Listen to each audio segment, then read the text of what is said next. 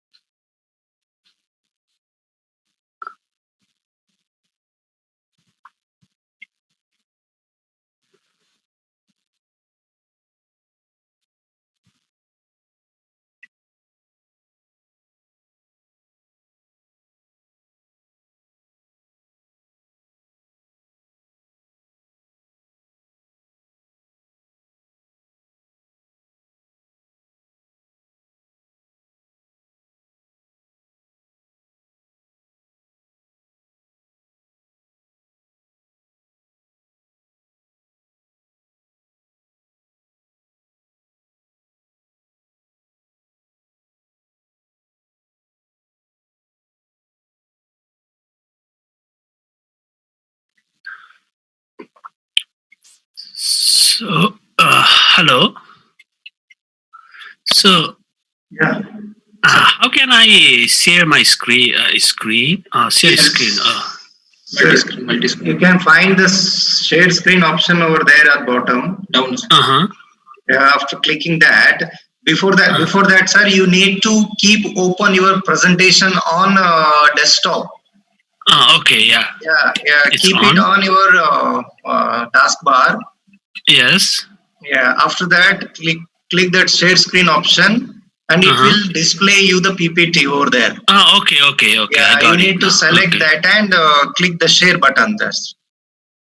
Can you test it now? Yeah, I just did. Is it okay? Yeah, it's visible. It's visible. So can you see whole screen? Okay. Yeah, we can see that. Okay.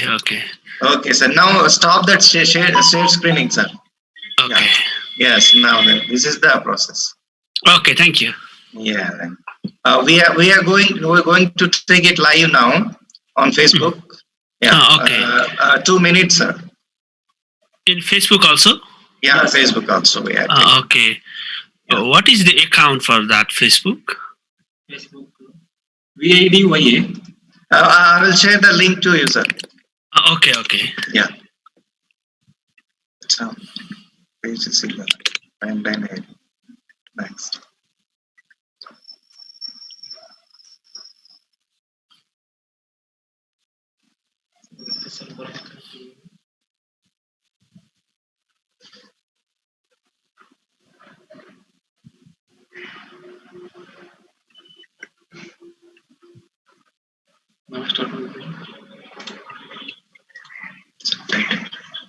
Resist right. Hello, sir. Bandra.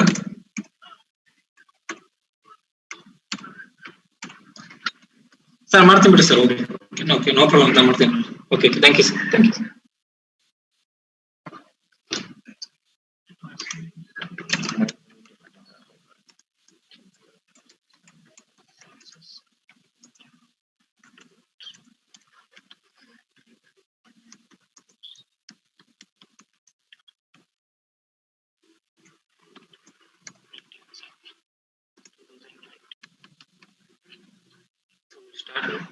ಅವರು Telegram ಅಲ್ಲಿ ಹಾಕಿರ ರಾಜಿ ಅವರು ಹಾಕಿಲ್ಲ ಇನ್ನು YouTube link Raj okay start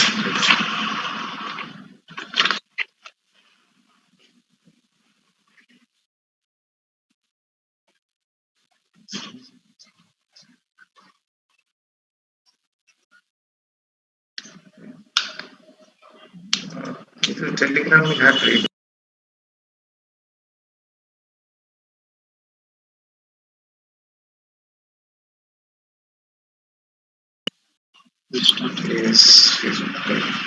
recording. Yes.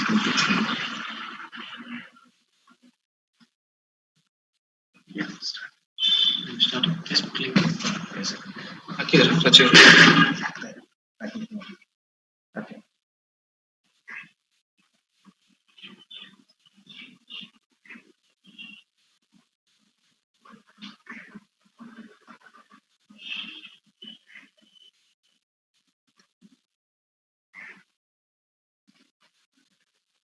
ಇದರಲ್ಲಿ ನನ್ನ WhatsApp group ಇದಾವೆ ಎಲ್ಲದೂ. Okay, we start, sir. Sure. Yes. Okay. So actually, we have more than 1,000 participants, sir. That's the problem for us. Okay, no problem. That's why we are giving link to YouTube and Facebook for everything. And we are deciding whom to take inside the Zoom and all. That's what. Okay, no problem. We'll start now. So good morning and warm welcome to all the participants for this 2 days international webinar on advancements in chemical sciences towards COVID-19. So as you know that since yesterday we have the sessions. Today the second day 2 session is we have eminent scientist and he is a very good professor in the field of health science. Name is Dr. Rojit Shrestha.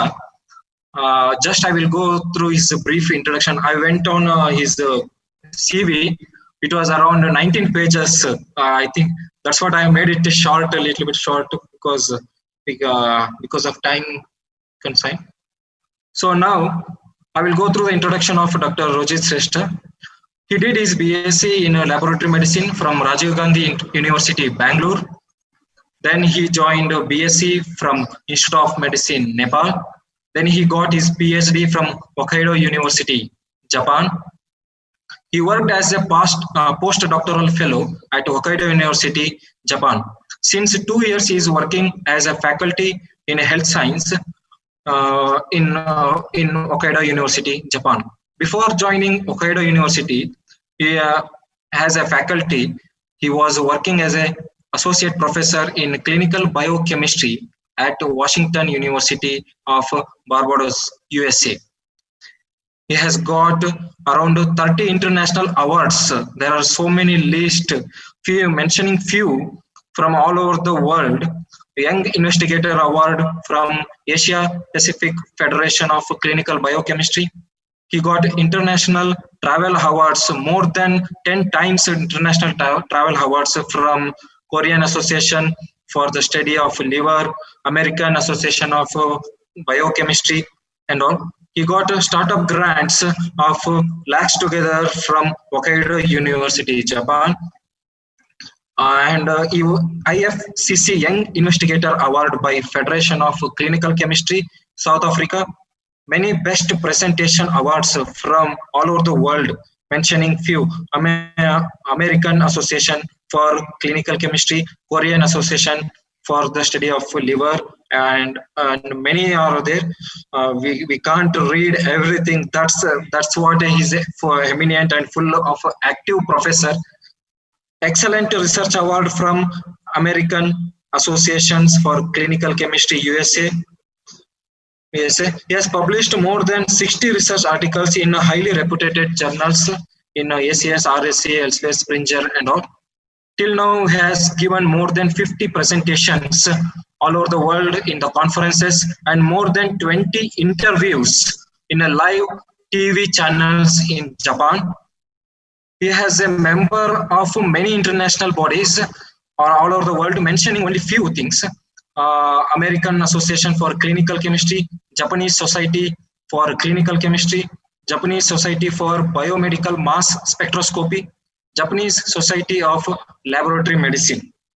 So in this, we will welcome our eminent scientist from Hokkaido University, Japan, working as a faculty of health science in Hokkaido University. Sir, I welcome you, sir.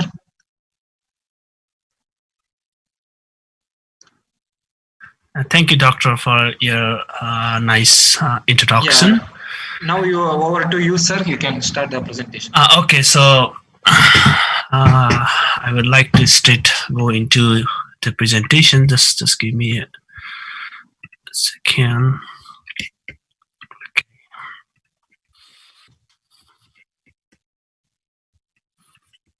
Can you see my slides?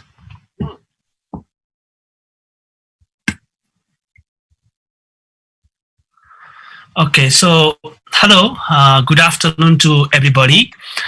First of all, I would like to thank to the entire organizing team for inviting me for this web-based lecture. Today, my presentation will be entirely based on the clinical laboratory approach in the diagnosis and monitoring of COVID-19. So, SARS-CoV-2 is, we know it's a beta coronavirus belonging to the family of coronavirus, which is so named because of the crown-like spike on the surface. There are 4 subgroups of the coronavirus known as alpha, beta, gamma, and delta. And some common coronaviruses like NL63 belonging to alpha coronavirus or HKU1 belonging to beta coronavirus are usually produce mild to moderate upper respiratory tract illness, for example, like common flu. Whereas this SARS-CoV-2 is a novel coronavirus that caused the disease that we call as coronavirus disease 2019 or COVID 2019. Well, we all know that SARS-CoV-2 caused an outbreak beginning from December 2019 in Wuhan city of China and has spread globally and consequently declared as pandemic by the World Health Organization. I would also like to briefly mention that the COVID-19 is the 3rd coronavirus outbreak that we have observed from last 20 years after the human coronavirus such as MERS-CoV that caused Middle East respiratory syndrome and SARS-CoV that caused SARS. And they have caused more severe respiratory illness with higher rate of morbidity and mortality. SARS and the MERS altogether caused less than 2,000 deaths, while COVID-19 already affected over 7.4 million people with the global death of over 417,000. We are still quite far from over 50 million casualties that we have seen during the Spanish flu pandemic in 1918, but it has been calculated that COVID-19 may result similar casualty if appropriate preventive measures is not undertaken. If we see the structure of the SARS-CoV-2, it is an enveloped virus with positive sense single-stranded RNA genome containing 4 major structural protein known as S protein, which actually contain the receptor binding domain, envelope E protein, membrane protein, and the nucleocapsid protein N, along with additional genes such as ORF1A and B, ORF3A, ORF10, and so on, which encode the accessory proteins, including RNA-dependent RNA polymerase that is responsible for the viral replication. And in terms of the molecular size, we can see the biggest protein include ORF1A and B, followed by the spike protein. Since the virus can multiply in the cells of both upper and lower respiratory tract, the disease can spread from person to person through the droplet from the nose or mouth while person speak or breathe or cough or talk. Droplet can basically travel at the speed of 1 meter per second, traveling of 1 meter distance, while other activities like the breathing or coughing or sneezing can cause the droplet to transfer over 6 meters of distance. So as we can see in this simulation, that how micro droplet generated during sneezing or simply talking can continue to remain floating in the air for hours. and spread throughout the closed space. Therefore, the wearing of masks can decrease the production of the microdroplet, and also the opening windows in the closed space for a few minutes every hour can also decrease the risk of transmission considerably. Therefore, here in Japan, we followed strictly 3C rule, that is to avoid crowd space, avoid crowd places, and close contact setting. So if you overlap all these 3C in your daily life, the risk of getting infection can drastically increase. Regarding the pathophysiology, the virus uses spike protein to infect human cells using ACE2 receptors, and this ACE2 receptor are expressed in the cell surface of many tissues, including respiratory epithelia, nasal mucosa, or the pneumocytes, heart, kidney, gastrointestinal tract, and testes. The organ here I have shown in the red are more likely to get infected by virus and be potentially act as a high reservoir for this virus. And this table summarizes some biological source where virus can be detected with estimated rate of detection. Generally, the lower respiratory tract samples like bronchoalveolar lavas and sputum have higher rate of detection. Samples from upper respiratory tract like nasopharyngeal or oropharyngeal have generally over 70% of detection rates. And the signs and symptoms of are generally mild fever, shortness of breathing, cough, and sudden change in the taste and smell. But some cases may develop severe pneumonia. Generally, the data suggests that over 80% are asymptomatic or have a very mild symptom, while 18% can develop serious illness, and only around 2% are critically ill and are usually associated with other pre-existing conditions like old age, hypertension, and diabetes. Although the majority of the cases are asymptomatic, a recent study have shown that the viral load that we detected in the asymptomatic patients are similar to that of the symptomatic patients, which may suggest that the transmission potential of asymptomatic or minimally symptomatic patients. Therefore, the identification of the asymptomatic case is also equally important.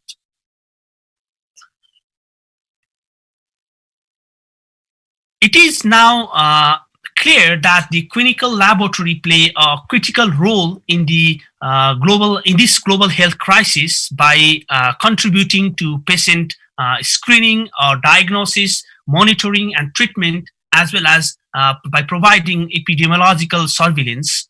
The laboratory investigation of COVID-19 include diagnostic tests like molecular testing, serological testing, and tests related to biochemical monitoring. Well, the nucleic acid amplification tests, or we call it as NAT, are currently the gold standard for the diagnosis of suspected case of COVID-19. The most common type of NAT that are being used is real-time reverse transcriptase PC polymerase chain reaction, which is used by both CDC developed assay as well as WHO endorsed assay.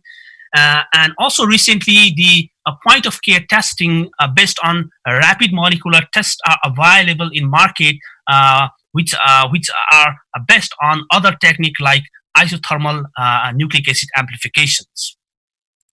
While the serological test for COVID-19 is the analysis of the plasma or whole blood for the detection of antibodies, especially IgG, IgM, and IgA that are specific for SARS-CoV-2 antigens, including the spike glycoprotein and nucleocapsid protein.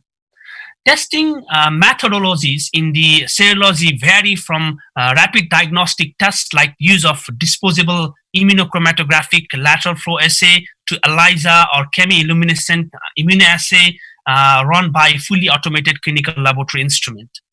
And finally, also the routine biochemical, hematological, and immunochemical laboratory testing is essential in assessing disease severity, selecting appropriate therapeutic options, and monitoring treatment response. So first of all, let's talk a little bit about the nucleic acid amplification testing. The nucleic acid amplification testing is currently the gold standard for the etiological diagnosis of SARS-CoV-2 infection, which is mostly based on real-time reverse transcriptase polymerase chain reaction on the respiratory samples.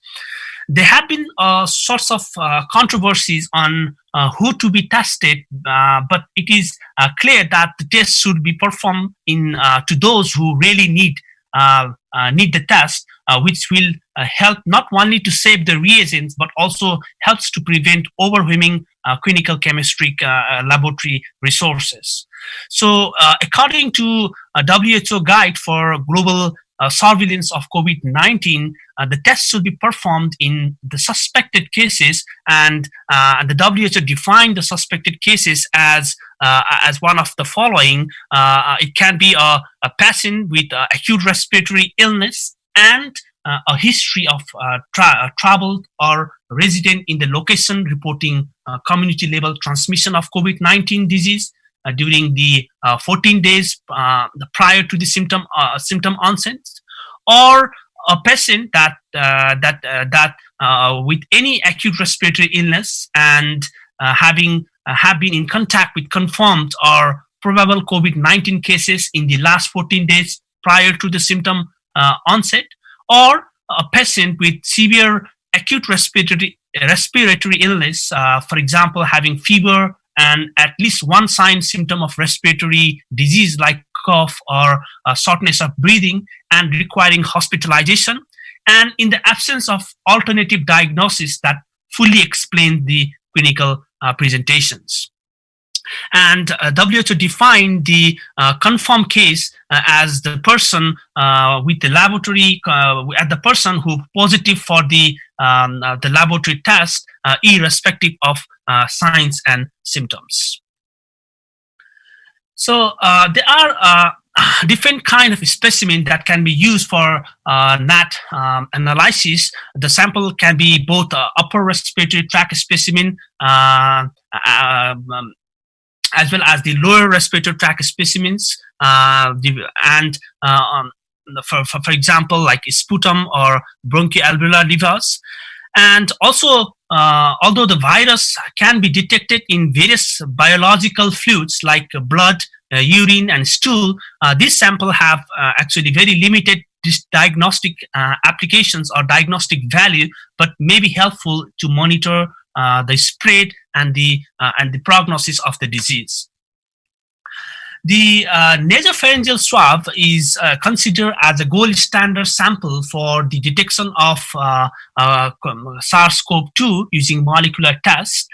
It is very crucial that the adequate nasopharyngeal secretions should be collected to avoid the false negative results.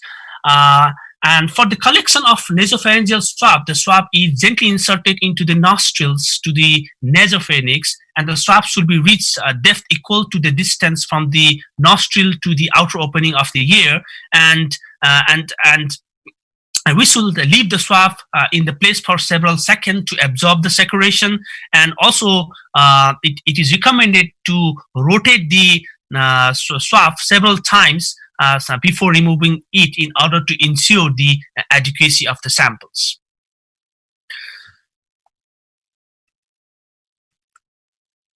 So after collection, the swabs are placed immediately into a sterile transport tube containing either viral transport medium, VTM, or sterile saline, and the specimen can be stored at 2 to 8 degrees centigrade for up to 72 hours after collection. And if a delay in the testing or shipment is expected, then it should be stored at below 70 degrees centigrade in order to prevent the RNA degradation. So In order to various pre-analytical issues, including the inadequate procedure for the collection, handling, and transportation and storage of the specimen, the selection of the appropriate timing of the specimen collection is another crucial aspect to maintain the clinical sensitivity of nucleic acid testing. False negative results may be caused by the low viral load in the early and later stage of the disease. Therefore, it is very important that the sample is collected within the diagnostic testing windows. Generally, the study suggested that the peak of the viral seeding appears in 3 to 5 days after the infection. Therefore, it is the ideal or preferred time for the collection of the specimen. Furthermore, the timeline for the PCR positivity also different in the different type of specimen used. For example, the PCR positivity declines more slowly in the sample from the lower respiratory tract, for example, sputum, compared to the sample collected from upper respiratory tract like nasopharyngeal swabs. And the median period between the symptom onset and the negative PCR results has been reported to be 20 days, while ranging from 7 to 14 days. Therefore, by the end of third week, the viral shedding decrease drastically and may remain undetected afterward. Therefore, the timing in the testing is very, very important. The routine confirmation of the COVID-19 is based on the detection of unique sequence of viral RNA by nucleic acid amplification testing, such as real-time PCR, with the confirmation by, and sometimes it may need confirmation by nucleic acid sequencing. As we know that the coronavirus is an RNA virus, therefore it is necessary to convert RNA into its complementary DNA sequence using reverse transcriptase. Hence, the test is called as reverse transcriptase PCR or RT-PCR. The RNA is isolated from the samples and converted into its complementary DNA using reverse transcriptase enzyme, followed by its amplification by PCR into millions of copies for the detection. So the detection of the unique sequence of RNA fragment of the coronavirus is diagnostic, and this test can be used to diagnose COVID-19 in its early stage when the patients are highly infected. To perform this test, first viral RNA should be extracted. Several RNA extraction or purification kits are commercially available for a convenient, fast, and effective isolation. To extract the viral RNA, the sample is first mixed with the lysis buffer, which is highly denaturing in nature and usually consists of phenol and guanidine thiocyanate that degraded the viral protein core and release the RNA into the solution. The lysis buffer also consists of the RNase inhibitors to inhibit the degradation of viral RNA. And at this point, we can also add various internal controls like RP gene to ensure the quality of RNA extraction. Once the sample is lysed, the purification procedure is carried out by using a spin column. The lysed sample is transferred into the spin column and centrifuged. And this process is actually a solid phase extraction method in which the stationary phase is made up of silica gel, silica matrix, and in the optimal salts and pH condition, RNA molecule bind to the stationary phase while the protein and other contaminants are not retained and get eluted. After washing the column with the elution buffer, the RNA can be finally collected, which is free from protein and inhibitors and other contaminated. And the concentration of the RNA can be measured by using UV spectroscopy to ensure the next step is the preparation of the reaction mixture for PCR amplification. In this step, the master mix is used, which is pre-mixed with the concentrate solution consisting of reverse transcriptase, nucleotide, reverse and forward primers, TACMAN probe, and DNA polymerase. Finally, to complete this reaction, the RNA template is then added. Then the PCR mixture is loaded into the PCR plate and placed in the PCR machine, which is essentially a thermocycles. So the first step in RT-PCR is the reverse transcription. The DNA primer will specifically bind to RNA genome, and then the reverse transcriptase then is add DNA nucleotide at the 3' end of the primer, synthesizing new complementary of the viral RNA. Thus, the complementary DNA is synthesized, and the temperature and the duration of this step depend on primer and target RNA and reverse transcriptase. But generally, for COVID-19, we use the 50 degrees centigrade for 15 minutes for this process. The next step is the initial denaturation step for the denaturation of RNA-DNA hybrid, and it is generally carried out at 95 degrees centigrade for 2 minutes, and this process is also required for the activation of DNA polymerase and the simultaneous inactivation of reverse transcriptase. Well, the PCR, as we know, consists of series of thermal cycler, with each cycle consists of the 3-step denaturation, annealing, and extension steps. The denaturation step consists of heating the reaction chamber to 95 degrees centigrade for 3 seconds, and it is used to for the denaturation of the double-stranded DNA template. Next step, that is the annealing, the reaction temperature is decreased to 55 degrees centigrade, allowing the annealing of the forward primer to the complementary part of the single-stranded DNA template. In the extension step, the DNA polymerase then add the nucleotide and the complementary DNA strand is then synthesized. So after the first cycle, the double-stranded DNA thus obtained is after the first cycle, the double-stranded DNA target is obtained.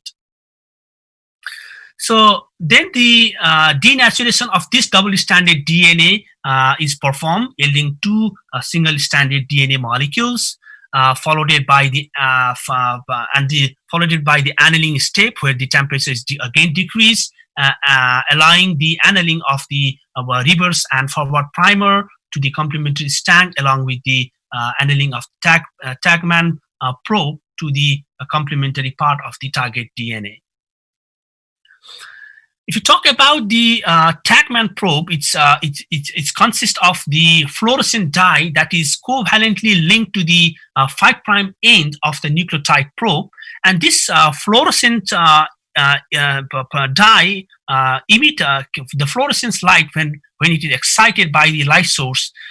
Also, this probe consists of a quencher at 3' end, and the close proximity of the reporter to this quencher actually prevent the detection of its fluorescence. That means when they are close together, it does not emit any fluorescent signals.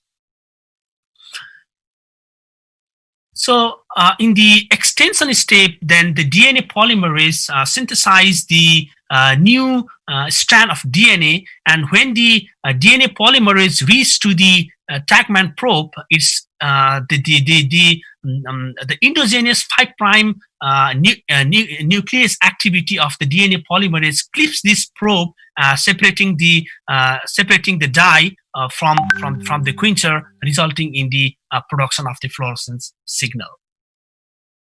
So as the TACMAN probe is clipped, it makes fluorescence dye free so that it can generate the signal. So in the third cycle, again, the denaturation is a result, the conversion of double-stranded DNA into its complementary single strand, and then followed by the annealing of the primer and probes, and the extension to synthesize new strand of DNA by polymerase.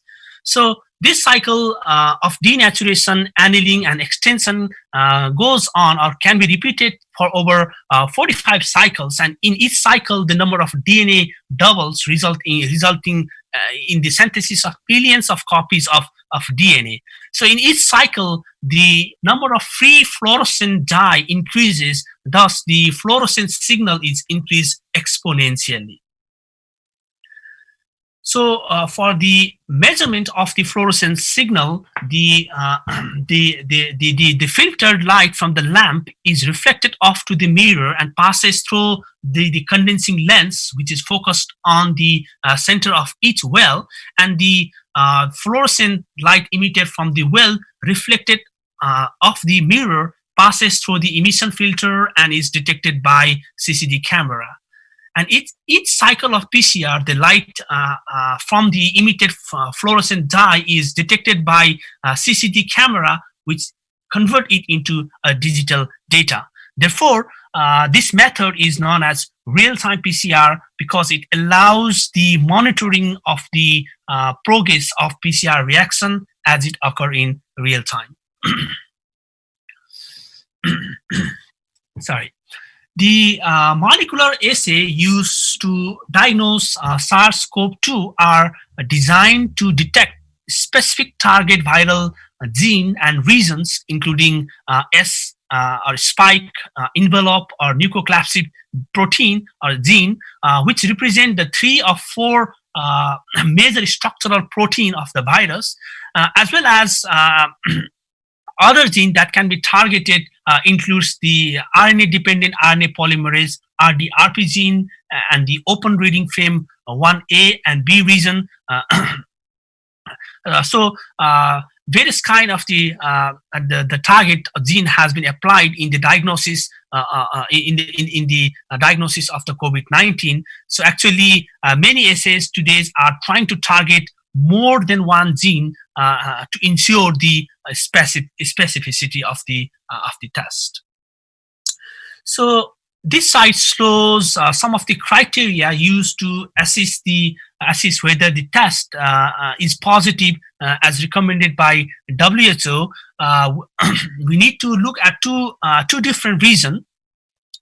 To consider a case as a positive in the area with no COVID-19 virus circulation, one of these two conditions need to be made. First, the positive NAT result for at least 2 different targets of COVID-19 virus genome, of which at least one target is preferably specific for COVID-19 virus, or one positive NAT result for the presence of the beta coronavirus and COVID-19 virus further identified by sequencing partial or whole genome of the virus. So whenever there is a discordant result happen, the patient should be resampled, and if appropriate, the sequencing of the virus from the original specimen or of that from amplicon generated from NAT should be obtained to provide the reliable test. Whereas in the areas where COVID-19 virus is widely spread, a simple approach can be adopted in which the screening of RT-PCR of a single discriminatory gene is considered to be sufficient. So, molecular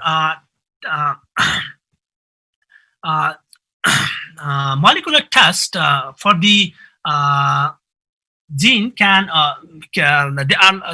this slide shows the various potential pre-analytical and analytical factors that can affect the PCR testing. So one or more negative results do not rule out the possibility of COVID-19 infection, as there are number of pre-analytical and analytical factors that can lead to negative result in an infected individuals. Most importantly, it includes poor quality specimen that are collected very late or in the early stage of the infection. This specimen that were not handled or shipped appropriately, and also the test can be affected by various analytical related factors like virus mutation or PCR inhibition that can also lead to false negative results. Therefore, if a negative result is obtained from a patient with a high index of suspicion for COVID-19 infection, particularly when only upper respiratory tract specimen were collected, additional specimen, including those from lower respiratory tract, should be collected and tested.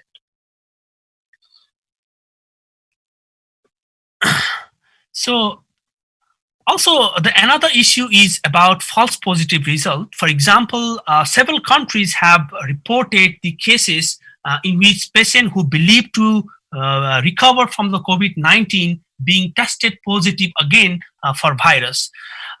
Japan is the first country to report such cases in which the virus test was positive in the recovered patient. A few weeks earlier, South Korea reported over 260 clinically recovered patients with a negative virus test result later tested positive when retested after subsequent day.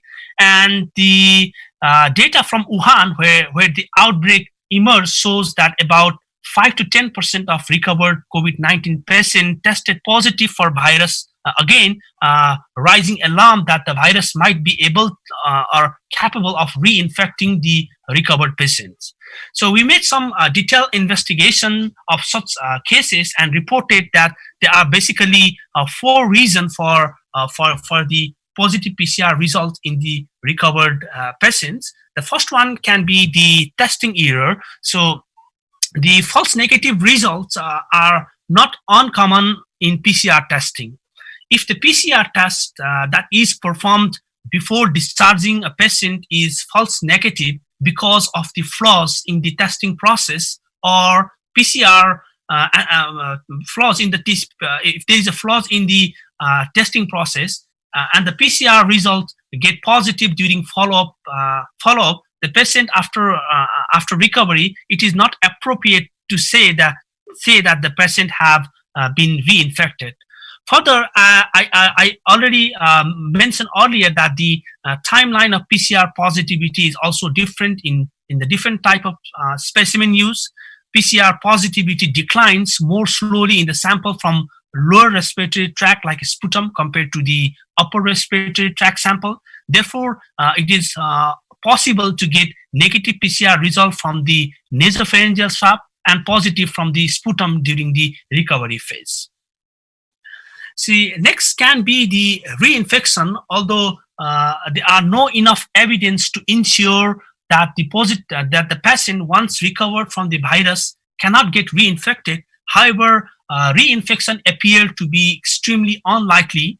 To this date, no human reinfection of this novel coronavirus disease has been confirmed, and there is no evidence that the patient who tested positive for the virus after recovery can transmit the disease to other person. A recent article in the Journal of American Medical Association suggested that the recovery of the COVID-19 might confer some amount of immunity against the reinfection, at least temporarily. The third reason can be the reactivation of the virus. In the most cases, our immune system is able to destroy the virus. However, in some people, virus remain inactive for a certain period of time and remain hidden from our immune system. However, this inactive virus may get reactivated again when the person's immune system is weakened, and so further studies are actually needed to explore the possibilities whether this COVID-19 also act by reactivation. The most important cause for the false positive reaction is actually the detection of dead viral fragments. As in the recovery phase of the disease, what happened is the virus is killed by our immune system, but the dead viral particle may reach the dead cells containing dead viral particle are exfoliated and coughed up into the. Since the dead viral fragment of the virus, it can be detected by PCR, resulting in false positive results. Furthermore, a report from the Korean Center for Disease Control and Prevention states that they were unable to isolate the live virus from the sample of the individuals who have recovered, but again demonstrated positive PCR, indicating that the test in these recovered patients are more likely to be false positive. Therefore, it is very crucial to understand that PCR test is a test to detect RNA of the virus, but not the live virus itself. In other words, positive PCR reflects only the detection of viral RNA, and it does not necessarily indicate the presence of a viral virus itself. In that case, the virus culture should be performed in order to rule out the reinfection or reactivation. So, I'll shortly like to talk about the some commercial kits that are available now after the outbreak of COVID-19 started. We can see the hundreds of commercial molecular kit has been produced by the manufacturers around the globe. As of yesterday, a total of 78 commercial kits were approved by US FDA under emergency use of authorization, and many more are in pipeline. So there have been a few studies evaluating the comparison of the analytical and clinical performance of various molecular testing. This particular study evaluated the analytical and the clinical performance of four major SARS-CoV molecular diagnostic assay that includes the modified CDC assay, the assay from Simplexa, and the Eplex, and the Panther fusions. And they have analyzed the 51 positive and 53 negative nasopharyngeal swab specimen from the symptomatic patients, and the analytical and the clinical performance, including the positive percentage agreement and negative percentage agreement, were analyzed. And the results found that all the assay performed relatively well, with no significant difference in the analytical and clinical performance were noted. In the last few weeks, a number of publications are available assessing the clinical and analytical performance of widely used systems in the clinical laboratory, such as Roche-Cobas and Abbott system. And these studies shows that these systems for SARS-CoV-2 assay are acceptable for clinical use, and the use of fully automated system with a high throw output will be valuable in accelerating the pace of COVID-19 molecular testing in the coming days. Another aspect in the molecular testing is the point of care testing, or the rapid testing, which can actually revolutionize the COVID-19 testing. And these are the portable device and can easily identify various nucleic acid target within a few minutes to hours. Currently, certain systems have received US emergency use of authorization, the FDA authorization. And some of the popular POC test systems include the Export Express from Cepheid, and ID Now from Abbott, Aquila SARS from Mesa Diagnosis, and Spartan Cube from Spartan Bioscience. And this point of care testing are really interesting because they are technically very simple and can be set up in the very small scale laboratories that will help to diagnose the COVID-19 in the coming days. So particularly the Export Express system, if you see, this one is the first to receive the US FDA clearance. and the large number of the clinical laboratories have been using this system for the number of infectious disease diagnosis. And technically the procedure for this export express is very simple. We just need to apply a sample into the cartridge, and the cartridge is inserted into a machine or system, and the result can be available within 45 minutes. Another system, that is the ID Now system from Abbott, is another system that has actually drawn the attention in the laboratory testing of COVID-19. In this method, a test device is inserted into the test base holder, and the sample receiver is inserted into the sample receiver holder, followed by the mixing of the swab specimen for approximately 10 seconds. And after that, a test cartridge is used to transfer the sample receiver into the test base, and the result is available very rapidly. That positive result can be seen as early as 5 minutes. So the whole process is completed in 5 to 13 minutes. So this is a really very exciting system that will certainly help in the prompt diagnosis of COVID-19 in coming days. In this slide, I have shown the comparison between Export Express and Abbott assay. The Export assay system is based on RT-PCR, and it is targeted on E and N2 gene, while the Abbott ID is based on isothermal amplification and is targeted in RNase-dependent RNase polymerase gene. Abbott system appears to be superior with the analytical sensitivity, or the limit of detection of as low as 125 copies per ml, and the result is available within 5 to 13 minutes. And also in silico analysis showed no significant combined homologies with human genome and other coronavirus or human microflora that will predict potential false results. So next part, I would like to move to serological testing. The serology testing for COVID-19 can be defined as analysis of the plasma or the serum or the whole blood for the detection of antibodies, especially the IgG, IgM, or IgA that are specific for SARS-CoV-2 antigens, including the spike glycoprotein and nucleocapsid protein.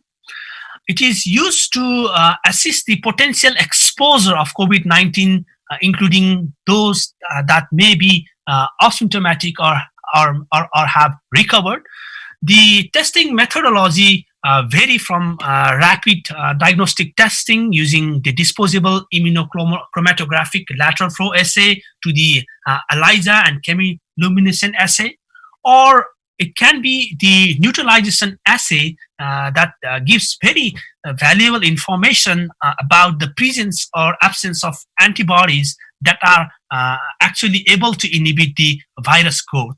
Therefore, it indicates the protection against the future infection.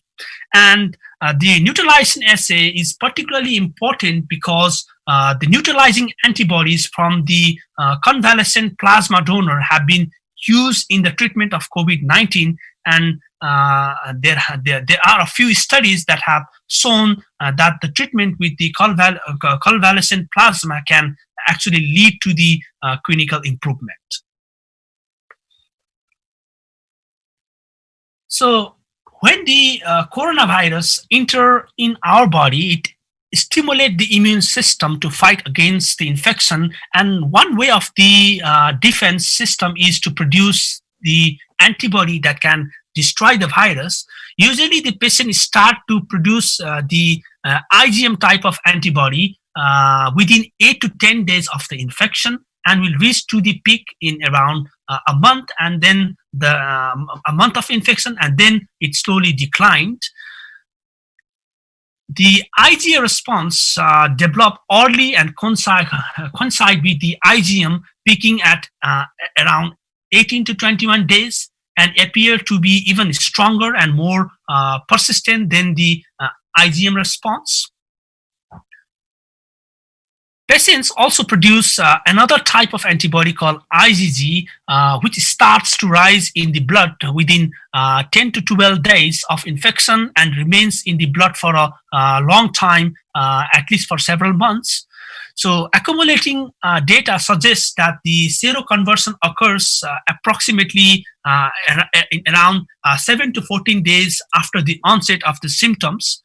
At the present time, it is unknown how long these antibody persist in our body, and whether all these antibody produced are capable of neutralizing the neutralizing virus or not. At this time, we don't know the much information about the antibody.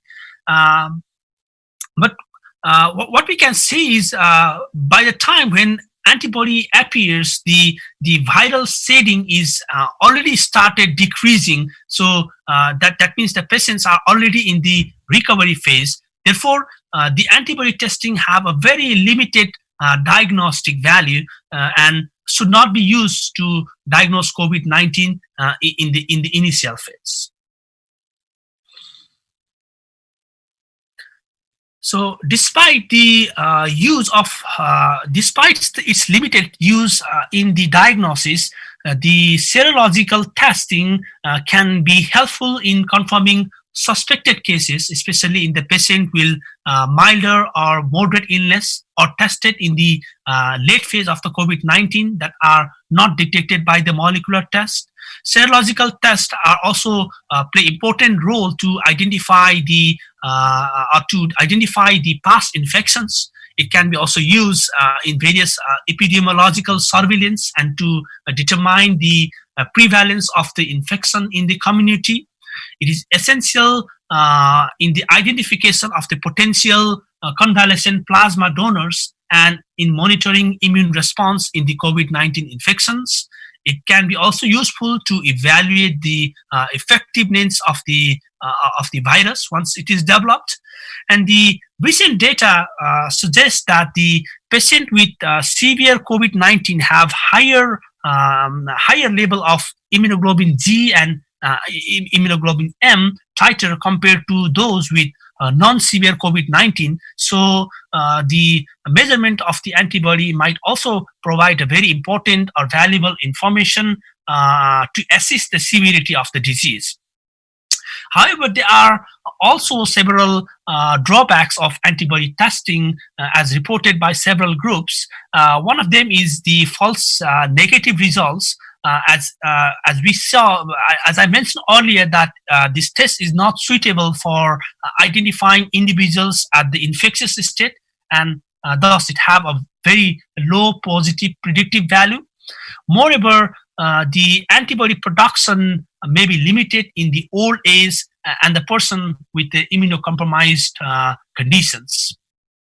Similarly, the false positive results are also of concern because of their potential cross-reactivity. The antibodies can cross-react with the antibody generated from other common cold-causing coronavirus because of their structural similarities. For instance, it can cause cross-reactivity with SARS-CoV-1 as both share almost 80% genetic identity with very similar protein. So the cross or the false positive result of the serology testing is one of the major challenge in the diagnostic field. So serological assay currently available in the diagnostic manufacturer varies significantly in the methodology, antibody target, and acceptable specimen type.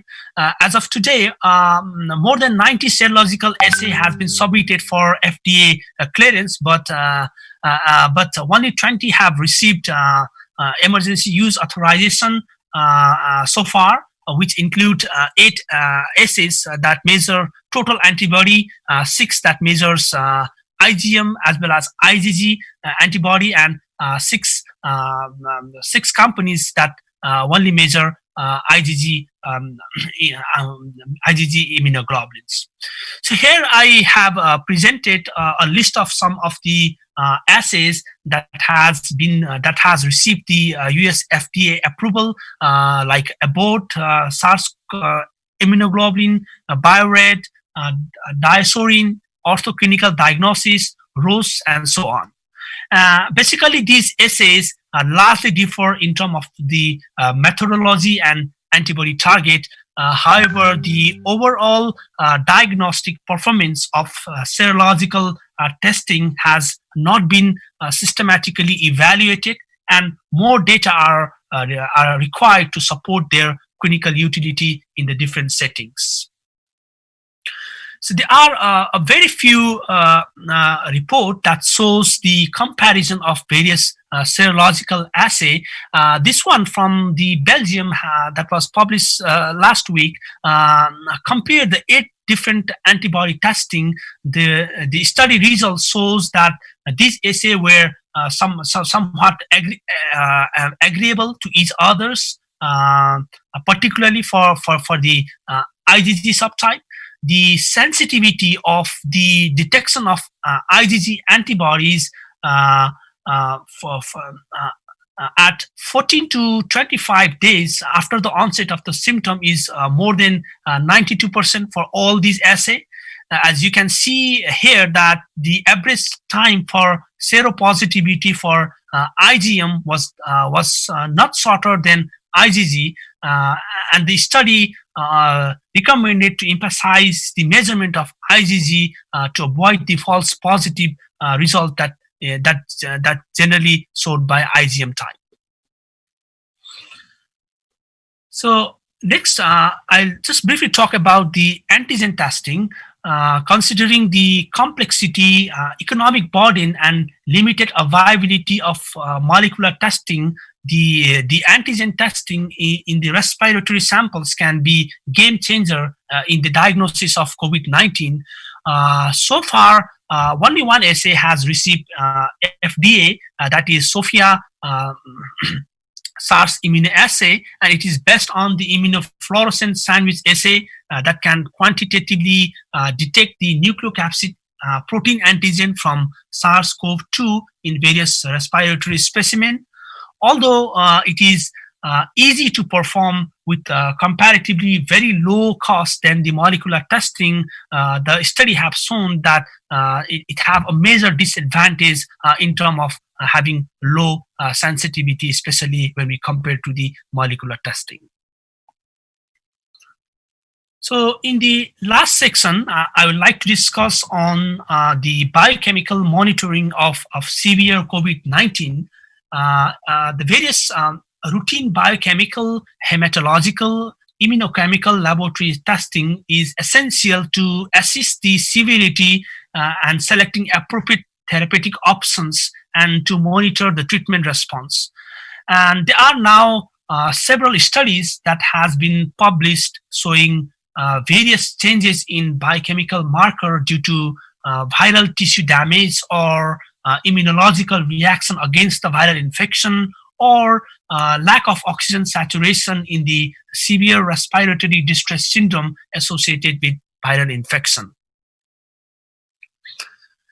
The severe COVID-19 is associated with the increase in inflammatory biomarkers and is characterized by massive pro-inflammatory response, or what we call as cytokine storm, that is believed to be linked with multiple organ damage and failure. This is particularly important as many pathophysiology of the severe COVID-19 are actually associated with cytokine storm syndrome. The severe COVID-19 lead to rapid activation of the innate immune cells, and this figure shows how the cellular and humoral immune system is activated in response to the SARS-CoV-2 infection that ultimately lead to the hyperinflammations.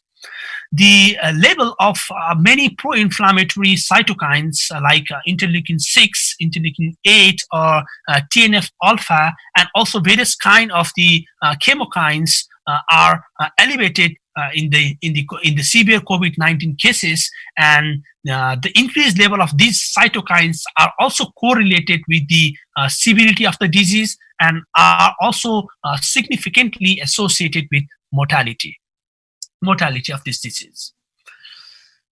The cytokines measurement is not commonly available in the clinical laboratory practice. Therefore, we usually use a surrogate biochemical marker of inflammations like C-reactive protein, ferritin, erythrocyte sedimentation rate, and all of these has been implicated in severe COVID-19 and can be useful in assessing the disease, the severity of the disease. Also, the studies have found that the higher level of procalcitonin in the severe COVID-19 suggesting of secondary bacterial infection in such critically ill patients. Similarly, the increase in the D-dimer, which is a coagulation marker, also has been reported, and it may be linked with thromboembolic event in COVID-19 patients, including pulmonary embolism and disseminated intravascular coagulation. And finally, the routine hematological examination shows leukocytosis, neutrophilia, lymphopenia, and thrombocytopenia. Next, the various biomarkers for evaluating the function of heart, the liver, and the kidney are also fluctuated in the severe COVID-19 patients. The accumulating clinical data suggests the prominent cardiovascular dysfunction occur in the COVID-19 patients. The significant number of the critically ill patient presented with the acute myocardial injury as determined by the increased level of the cardiac troponin level and are associated with increased mortality. Similarly, the other cardiac biomarkers like anti-proBNP, myoglobin, and CKMB are also found to be elevated.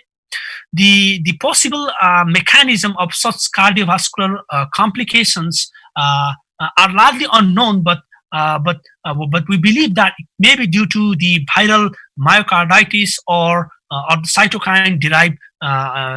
cytokine-driven myocardial damage.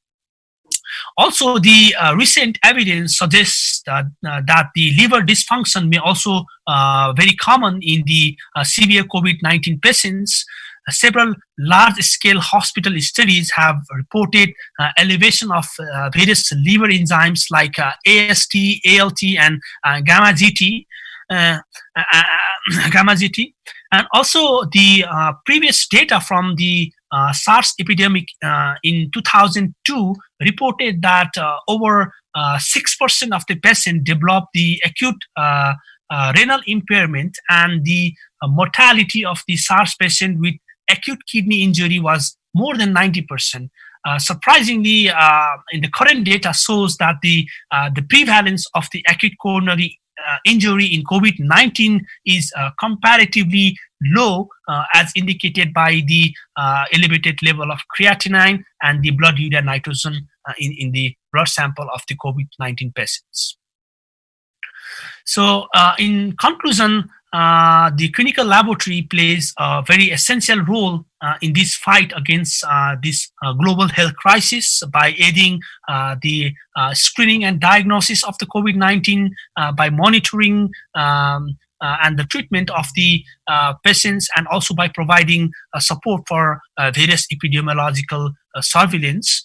The laboratory investigation in COVID-19 includes diagnostic tests like molecular testing, which is the gold standard for the diagnosis, the serological testing that can be used to identify the past infection or to assist the epidemiological studies, and the monitoring of immune response in the COVID-19 disease, and also provide the tests related to the biochemical monitoring, for example, the routine biochemical hematological investigation that that give a very valuable information to assist the disease severity and monitoring the treatment process.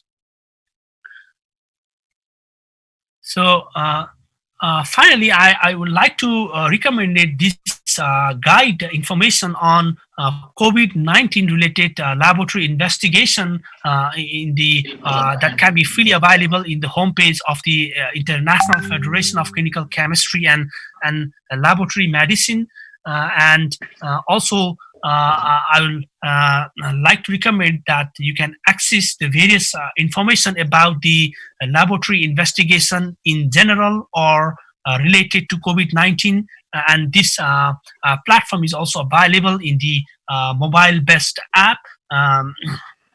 So this kind of resources can also provide you various information about the laboratory investigation in the COVID-19. So finally, thank you for your patience, and thank you for this opportunity to share some of my thoughts through these presentations. Thank you.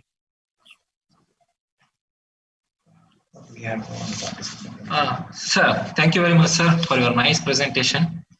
Let's for 2 minutes we will have a discussion session. Okay. Okay. I myself, I have one doubt actually. Yes. Can antibiotics treat COVID diseases? Can you use antibiotics? No, the antibiotics are actually the antimicrobial, more specifically, they are antibacterial. So the antibiotics, so far, there is no rationality to use the antibiotics as an antiviral treatment. Instead, we can use various antiviral drugs, and several of them are in the pipeline or still in the clinical resource phase. Okay. Thank you very much. We have one more question from Vikas Kumar. Okay. Vikas, can you hear? Vikas? Myself from University of Allahabad. So, yes. as we are using so much antibiotics to treat the symptoms of this virus, sir, are we not preparing another pandemic, another endemic, another epidemic recipe?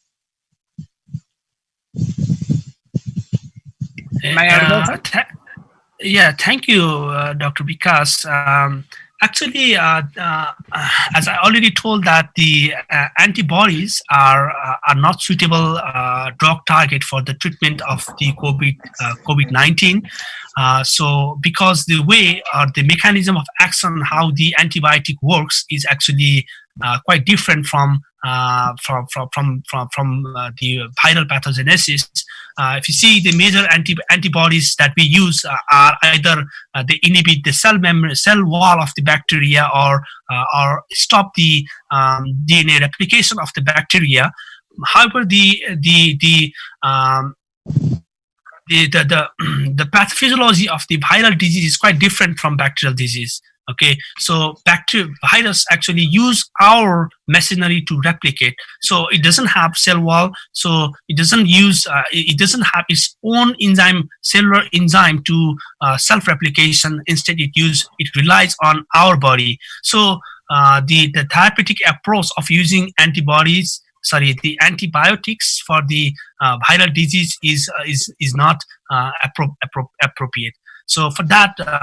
As far as for the concern about our preparedness for the future pandemic or future possible endemic, we have to be more focused on the antiviral drug and vaccines. Thank you, Dr. Vikas. So we have one more question from Dr. Seema Patan-Shetty. Madam? Okay. Dr. Seema, madam? Can you hear? Hello? Dr. Seema, ma'am? Okay, I think we have some problem. Okay. Dr. Pranay? Dr. Pranay, you can ask the question. Sir, your representation is very, I like, But my question is that overall the world, there are the many part of the world, the testing is not perhaps. We can use the CT scan as a for the detecting the COVID-19 patients. Yeah, thank you. Actually, it's very interesting questions. Thank you, Well, sir. as per current guideline by WHO, it doesn't allow the use of CT scan for the diagnosis. There are a couple of reasons or a disadvantage of this using CT scan because first of all, again the CT scan is a sophisticated technique and is not available, is not feasible to use for the diagnosis compared to the laboratory testings. And also as we know that the majority of the patient, that over 80% of the patients that were infected with COVID-19 do not produce any symptoms or produce very mild symptoms. That means their lung function is totally normal. So in that case, the use of CT scan will be totally inappropriate. But in the case like in Wuhan, what we saw that when they were not able to do the testing in enough quantity, they actually classified at least 10,000 people based on the CT scan report. So the CT scan report can be helpful to diagnose only in the severe acute respiratory distress, but not in all the cases. So our focus must be on the laboratory diagnosis, especially in the molecular testing, detecting the viral RNA. Thank you.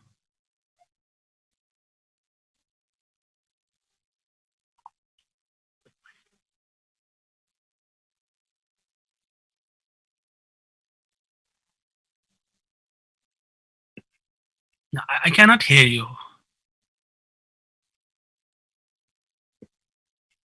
Sorry, I'm not hearing. Yeah. Now I can hear you. Okay. We have a last question from Dr. Seema ma'am. Okay. Dr. Seema Patansheti ma'am, can you hear? Okay, we have some technical problem. In that case, we will take the last question from anybody else. Please raise your hands in the chat box. Okay, we will end up the session today. So thank you very much for your. You're welcome. Thank you for having me. Very inspiring. Yeah, very inspiring speech and presentation. Really, we got inspired, and we learned a lot of things from your presentation. Actually, we didn't know anything about these things. Actually, now it is confirmed by your presentation that at least we should be very careful towards any COVID-19 diseases. Thank you so much. Thank you. With this connection, just I want to extend my vote of thanks to Dr. Rojit Shrestha sir. So he briefly explained about types of testings, nucleic acid amplification testing, and how the false positive results may occur reinfection in the areas, and about the commercial kits of FDA, UAE approved molecular testing kits, and about serology testing, how to test antibodies and all. So with this, it's my privilege to have been asked to propose a vote of thanks on this occasion of the day 2 session on behalf of Rani Chennamma University and on behalf of Department of Chemistry, on behalf of all the staffs from the Rani Chennamma University. I extend very hearty vote of thanks to the Honorable Delegate Dr. Rojit Shrestha. Thank you very much, sir. Thank you very much for your patience, and thank you for your time, taking time, valuable time for us to make us informative in the towards the COVID-19. And I really thank Professor M. Ramachandra Gowda sir, Honorable Vice Chancellor, Rani Chennamma University, and Registrar Professor Barsoraj Padmashali sir for supporting this international webinar. And I really thank for everyone. Being myself the convener of this international webinar, I am really lucky to have these delegates in my international webinar. Thank you very much, sir. Thank you very much, sir. Thank you very much, sir. I will ping you back, sir. Thank you, sir. Okay, so I can leave, right? Okay. Yeah, sure, sir. Thank you one and all. Thank you all the participants you. for participating in this session. Thank you one and all.